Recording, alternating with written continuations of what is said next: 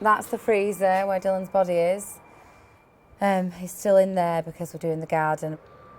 When it's done, we'll need to bury him at that point, which is going to be awful because I've not even got my head around the fact that he's gone. Yeah, and I find it embarrassing telling people I've got my dog in the freezer, but I have got a valid reason. But even though there's a valid reason, I'd still want him in the freezer anyway if I didn't have a valid reason, because I'm not ready to like part with him yet. I thought I'd go in and maybe look at him and stuff, but I've never been in. Just that far corner. We're going to put Dylan's body and get him a headstone and everything, and then bury our future animals there as well.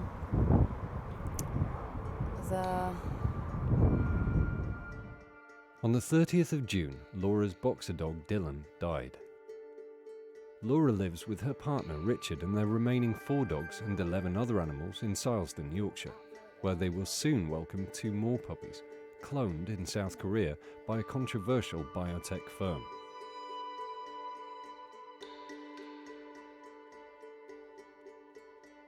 Well, we are a bit dog mad. We're a bit animal mad. We don't go out socialising much. We don't go out drinking.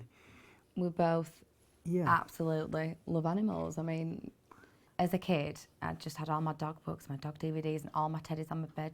I used to look through my books and I think, right, I need that one when I'm older, I need that one, I need that one. Oh my God, that's 10. I need to dwindle it down to 5. 5's the maximum. And even though we're going to have 6 now, but... You want a rescue centre, don't you? Yeah, I always said a tiny house and a massive garden, that's all I'm bothered about. Come on down, come on down, come on down, come on down, come on down, come on down. Dylan was Laura's first dog, but aged 8 was diagnosed with an inoperable brain tumour and given between 6 to 18 months to live. You know, he didn't have a bad thing in his body, or everyone loved him, didn't they? Yeah, everyone who met him just loved him. He was just the softest dog ever. Like, the kids would climb in his basket and fall asleep with him, and you could just trust him 100%. Yeah, 1 in a million, wasn't it? Yeah, yeah. However, just 18 days after his diagnosis with cancer, Dylan died from an unexpected heart attack. When it happened, I was in total shock. I couldn't feel my limbs. It was like pins and needles everywhere apart from... I couldn't remember where I parked my car. I couldn't think about anything. All these people were having to help me. If he had have got to the 6 to 18 months, I think I would have had more time to get my head around the fact he had a terminal illness. I just didn't know how I'd be able to cope. I thought I'd have to throw myself off a bridge or something. The worst thing in my world that I'd dreaded for 8 years, 7 months and 23 days had happened, and there was no way that I could comprehend that. How much do you love your dog? An unusual competition is about to find out. This South Korean biotech is offering one British family a chance to be the first in the country to clone their beloved pooch. Last year, a game show, the £60,000 Puppy on Channel 4, brought the controversial South Korean laboratory, Sooam Biotech Research, to wider public attention. And I thought, I'll just see, maybe it's come down in price, because I knew it was about £60,000. And I remember saying to you, oh my God, it says you can do it after they've died. There was no way I was going to expect anyone to spend that amount of money. And you were like, you know, let's do it, let's at least try. They can store the cells in liquid nitrogen for years and years. And I thought, just knowing they were there and I could have another genetically the same copy of Dylan, you know, that would probably put my mind at ease. It was only £3,000 to store the cells. It was $3,000, it was only £2,000, which we said, you know, let's just see what we can do. It was really hard, but I had to just totally block out what I was doing and just think, right, it's a job that I need to do. Then we got all the cells packaged up that night. I booked a flight for him and he flew out 4 o'clock the next morning.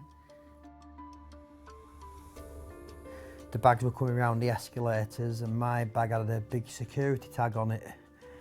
So I rung Laura up saying, oh my God, I'm wondering if he was going to get in trouble. Like, we didn't think we'd done anything wrong, but I just thought, you know what, if they get confiscated, I've got a man that would do literally anything in the world for me. I mean, you know, I've lost Dylan, but I'm so lucky.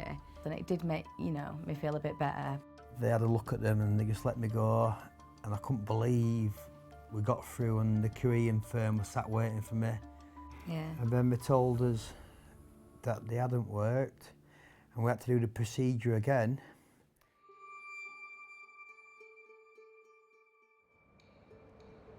By the time the second samples arrived, Dylan had been dead for 12 days, way beyond the previous 5-day record for regenerating genetic material. I remember getting the email to say, we've got brilliant news. Everything we did was wrong and it still worked. We've verified a second pregnancy. I was like, oh my God, what is this? Like, we couldn't believe it. I rung you up and I was like, oh my God, there's two. Despite the controversy surrounding cloning, the couple are adamant that they have done the right thing. I think I'll just see it as like Dylan's puppies, but they'll have 100% of his DNA instead of 50% or whatever. It's like the next best thing. Yeah. The life I share with these dogs, it might be fairly similar, but it's never going to be exactly the same. Yeah, it is a controversial topic. There will be people that don't agree with it. There'll be loads of people that would absolutely love the opportunity to do it. I do agree with cloning organs for people who need new organs and giving them transplants and stuff. And if they could clone limbs for people who've... I think anything like that is absolutely amazing. I just think it'd have a really adverse effect on a human, but they live in the moment to dogs. Will it be weird for you? No, I'm looking forward to it. It'll be good.